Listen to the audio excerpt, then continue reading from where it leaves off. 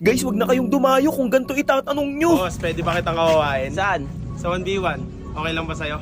Kung kaya mo ba? Sige, kayang-kaya yan, boss. Grabe guys, kakaawain daw niya ako, nakakatatot. Hindi ka tatagos, tol. Tingnan natin. Akala ko nagpapatawa lang to pero sobrang pinahirapan ako. Udang sa bayan namin napunit ako ng husto. Aray, kala. Pati yung mga nanonood hindi makapaniwala. Nakaretry kasi yung Mia niya pero kita nyo naman nagulos ang bida. Pogi. Kung maririnig nyo guys, pinagtatawanan na nila ako. Isipin nyo, nalugi pa ako sa nakaretry na hero. Paano ba naman kasi halos ayaw niya na akong pag-farmin. Bigla-biglang lumalabas para ako'y pitasin. Kala ko mabibigyan ko na siya dyan. Napaseryoso ako bigla ng muka, naging agresibo sa mga paparating na sakuna. 0-3 na rin kasi yung score ko kaya medyo umiiwas-iwas na muna ako. Pero guys, kahit anong gawin kong pagpe-play safe, hindi pa rin talaga epektibo. Nakakagulat, bigla na lang nandito. Iniisip ng karamihan, ito na ang aking katapusan pero yung mga minions ko biglang naglabasan. Nakukuha na rin ngumiti ng kalaban ang hindi niya alam nag-uumpisa palang mag-init ng aking kalamnan. Parehas na kaming level 15 pero kulang na kulang pa rin ako sa item kaya hanggat maaari todo iwas pa rin ako. Tinatimingan ko siyang maidikit sa bato subalit naiilagan niya. Sa pagpindot ng windjalan kami ay nagsabay pa. Mas pinili kong umatras na muna, konting pagkakamali ko na lang kasi ang laban na to ay tapos na. Habang dinedepensahan ko tong mga minions nakita ko naka-immortality siya. Siguro walang windjalan to kaya yun ang nakabuild sa kanya. Alam kong lamang ako sa sitwasyon na to kaya hindi na ako nagpatumpik-tumpik pa. Sabay kong sabay matira ang matibay. Ayan na, lupit. Ayan. Patay na.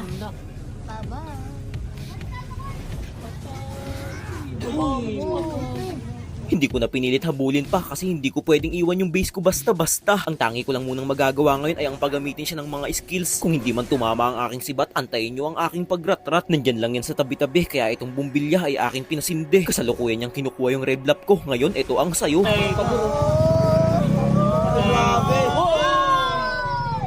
Simula nung nabigyan ko siya doon, parang nawala na siya sa ralo. Sunod-sunod na ang kanyang pagkalaho.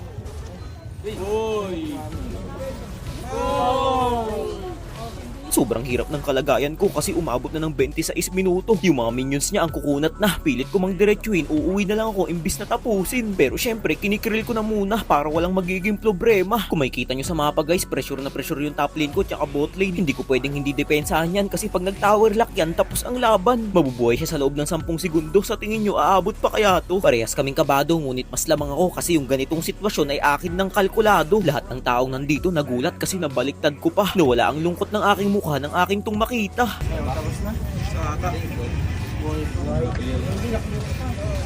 Ay, gagi, natalaman mo na. Nalo pa ako. Salamat tol. Gagi guys, nanalo na ako sa kanila sa minions eh. Sumali nga ako ng tournament at halos magsigawan yung mga tao kasi gusto nila akong paggamitin ng Moss Cube.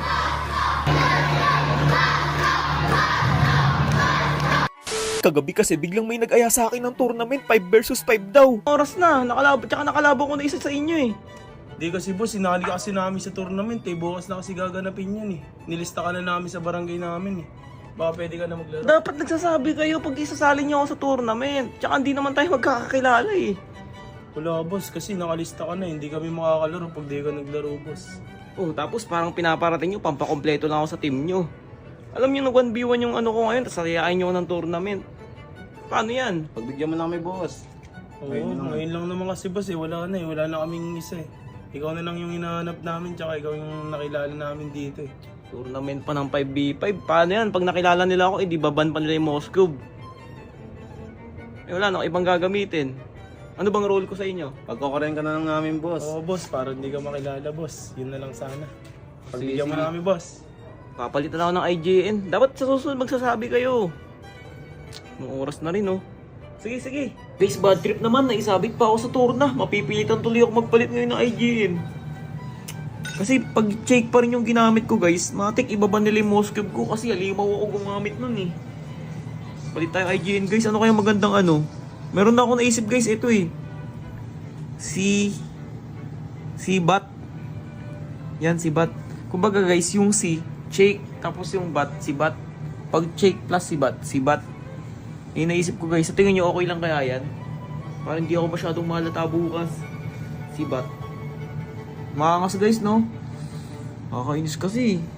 Gagalingan ko na lang. Bali guys, dito nga pala yung ginanap sa San Francisco General Trias, Cavite. Nakakatuwa kasi sobrang babait ng mga SK dito, inasikaso kami. Napakarami ding sumali sa Mobile Legends tournaments na ito, halos umabot ng 32 teams. Tingnan nyo naman guys, ganyang karami yung sasagupain namin. Sa tingin nyo, tatagos kaya kami? Dito kami pinaupo sa unang table at kung makikita nyo yung mga mukha na yan, yan yung magiging kakampi ko mamaya kapag nagralo na. First time ko nga pala sumali sa ganito kalaking tournaments guys, tapos ang laki ng premyo, pakinggan nyo. 1,000 pesos cash.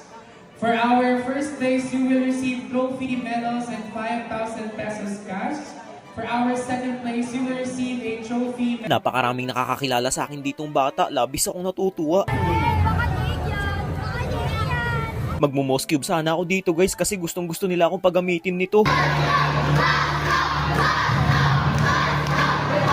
Dadalawang isip ako sa pagkakataong ito guys kung magmo-Moss Cube ba ako kasi malaki yung chance ang manalo. Pero nakinig na ako sa sinabi ng aking mga kakampi kasi hindi naman namin napag-usapan na magmo-Moss Cube ako guys eh. Kumbaga parang ako talaga yung core user dito sa aming team. Tsaka ibang iba yung laruan kapag ganitong tournaments kahit patap global ka kung yung mga kalaban nyo naman ang mga hero ay nasa meta. Naku, luging-lugi talaga. Sa kasamaang palad natalo nga pala kami dito sa unang first game namin. Sobrang nakakapanlumo. Nice game pa rin sa mga nakalaban namin. Sobrang lalakas ninyo. Salamat nga pala sa mga SK chairman ng Barangay San Francisco. Sana tuloy-tuloy pa ang magagandang proyekto ninyo. Guys, grabe na to! Sinalaro sa inyo? Ako boss, wawasakin ko mo scoop mo. Wawasakin mo? Oo, tol. Tara, tara. 3,500 na kapag natalo niya ako dito plus skin. Ako si Baron, handa dapat wala nung bala ng beya ko. Beatrix ang ginamit sa akin ng dumayo na to at totoo nga mga sinabi niya, lahat ng kanyang bala ay sa akin ipasasalo. Napakalupit nito mag-micro, tingnan niyo yung gagawin niya, sinundan ko pa kasi. Kala ko mapipitas ko na pero magugulat kayo at magtataka. Nabasa ko na agad kung paano siya gumalaw. Ang madalas niyang gamitin sa akin ay yung shotgun. Kaya ang ginawa ko dapat hindi siya makalapit sa akin. Habang tumatakbo doon ko siya pupuwersahing sibatin. Mamicroin niya nga sana ulit ako dito. Pero hindi na yun uubra sa akin ngayon, iho. Pasensya na kung nagulat kayo. Ganun talaga ako kapag ang galaw ay nabasa ko na. Susunod-sunurin ko hanggang sa kayo mawalan ng gana. Sa puntong to, sinusubukan niya ako kung kakagat ba ako sa kanyang plano. Ngunit dahil malakas ang aking loob, walang masama kung susubukan kong lumusog. Kahit sino mapapailing kapag ganung klaseng pagtaob.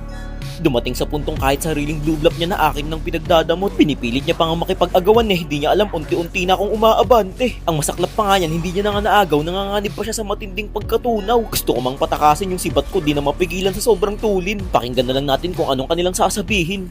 Item pa pre. Napakasarap sa pandinig kapag ganito yung kalaban, yung nag-aantay na maka-item para makipagpalagan. Ngunit hindi ko na yun kailangang antayin pa kung ito ba talaga ang kanyang tadhana. Palagi na lang nangyayari yung ganito sa tuwing lumalamang ako. Yung tipong pinapasok ko na sa loob ng base. Napapalingon na lang siya sa kanyang kasama na parang gusto niyang sabihin na kaya pa niya. Subalit hindi kasi maaari yun kasi sa tuwing nakikita ko siya, lagi na lang tinatamaan ng sibat ko. Napapakamot na lang tuloy ako sa batok ko na kunwari makate. Pero ang totoo eh hindi. Sa pagkakataong ito halos nasakop ko na buong kampon niya. Kasi tingnan nyo naman yung mga minions halos pag mamay-ari ko na. Hindi ko na rin masilayan kung nasan na ba siya. Pinapakiramdaman ko kung lalabas pa ba o hindi na. Pilit kong sinisilip kung nariyan lang ba siya sa tabi-tabi. Oras kasi na aking makita, hindi na ako mag-aatubili pa. Pasok kung pasok kesa narito ako nagmumukmuk. Nagantay ako ng ilang segundo at ilang sandali pero mas ninais niya pang ngumiti. Nang dumating na yung mga minions ko, alam kong magde-def na siya kaya sinipat ko na kaagad. Pasalamat na lang siya at hindi ko pinatama at pinasayad. Sa katunayan nga niyan, tinulak ko pa siya palayo para maiwasan pa niya ang pagkalumo. Maganda rin naman yung ginagawa niyang pagka-playsafe guys kasi sa paraang yun nakakapag-build pa siya ng maayos. Kesa naman lumabas, di ba? Baka malagunos. Napansin kong parang wala na siyang balak sa akin magpakita kaya napag-isip-isip ko, bumak na lang kaya ako muna. Total sa item pa lang, masigit naman na lamang ako sa kanya. Labi siyang nabigla sa ginawa ko dito. Napapaaray na lang talaga lahat sila sa aking ipinadarama. Lalo na sa huling halakhak kong ipapakita. Kapag ganitong late game talaga ang lakas kong makahula. Tingnan nyo, sapul na sapul siya.